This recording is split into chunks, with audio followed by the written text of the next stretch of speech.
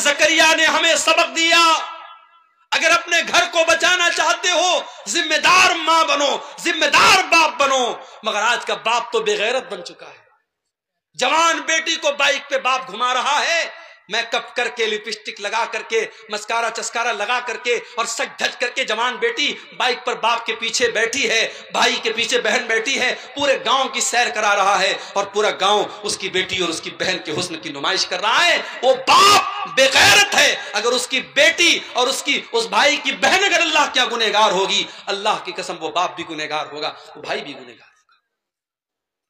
بڑے سخت الفاظ میں اللہ کے پیارے نبی نے فرمایا، ثلاثۃ لا ينظر اللہ عز وجل الیہم یوم القیامہ، تین ایسے بد نصیب لوگ ہوں گے جن کی طرف اللہ تعالیٰ قیامت کے دن دیکھے گا بھی نہیں، ولا یکلمہم، ان سے بات بھی نہیں کرے گا، ولا یزکیہم، ان کو پاک اور صاف بھی نہیں کرے گا۔ نمبر ایک، العاق لوالدیہ، اپنے ماں باپ کو تکلیف پہنچانے والا، اپنے ماں باپ کو دکھ دینے والا، اپنے ماں باپ کی آنکھوں میں آنسو لانے والا۔ اب یہ ہمارے مذکر صاحب شاعری پڑھ رہے تھے ماں کے اوپر، مجھے اپنی ماں کی یاد آ گئی۔ 3-4 سال پہلے میری والدہ کا انتقال ہو گیا۔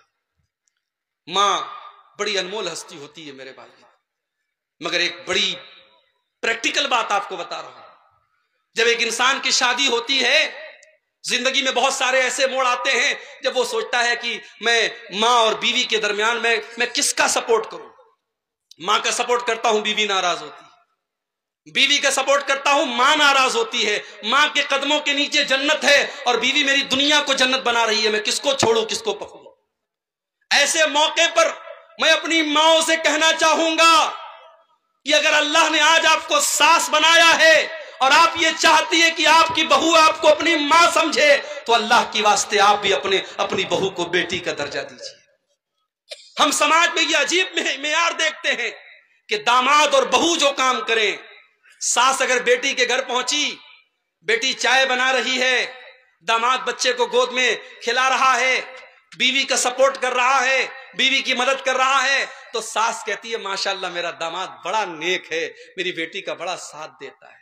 اور وہی عورت جب گھر میں آتی ہے اور اپنے بیٹے کو دیکھتی ہے بہو کا سپورٹ کر رہا ہے، کہتی ہے میرا بیٹا تو بالکل جورو کا غلام بن چکا ہے۔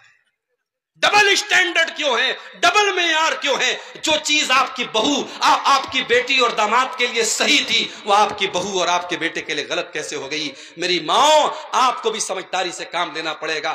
گھر کو ٹوٹنے سے بچانا ہے تو ایک ماں کو یہ سوچنا پڑے گا، کل میرا بیٹا کنوارا تھا، کل اس کی زندگی میں کوئی عورت نہیں تھی، کل جتنا مجھ کو سمے دیتا تھا، کل میرا جتنا خیال رکھتا تھا، اب اس کی زندگی بٹ گئی ہے، اب اس کی زندگی میں ایک عورت بیوی بن کے آئی ہے، اب وہ مجھے اتنا سمے نہیں دے پائے گا، اب کچھ چیزوں میں مجھے کمپرومائز کرنا پڑے گا۔ جب تک ایک ماں یہ نہیں سمجھے گی، ماں بیٹے کا رشتہ پہلے کے جیسا نہیں ہوگا۔ اور اگر سمجھداری سے کام نہیں لیا اس ساس نے اور اس بیٹے نے، کتنے گھروں میں ہم دیکھتے ہیں کہ شوہر اپنی بیوی کے سپورٹ میں ماں سے لڑنے لگتا ہے، ماں کو گالیاں تک لوگ دے دیتے ہیں، ماں کو برا بھلا بھی کہہ دیتے ہیں۔ میرے بھائیوں، ایک ماں کی بڑی ذمہ داری ہے۔